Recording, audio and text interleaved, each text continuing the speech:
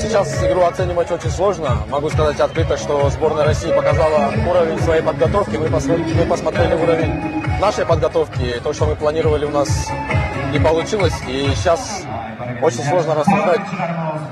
Нужно будет пару дней, чтобы потом посидеть и посмотреть на свои ошибки. И думаю, нам всем есть над чем работать и куда дальше расти.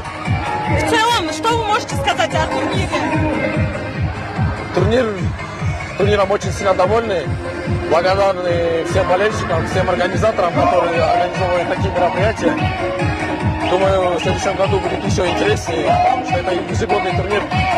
И хотелось бы чаще участвовать на таких турнирах. Поэтому только благодарность всем, особенно болельщикам, за их поддержку. Сегодня не тот результат, который мы хотели. Не удалось порадовать всех болельщиков, за что мы просим прощения. И мы будем работать, и работать над ошибками, и расти как футболисты.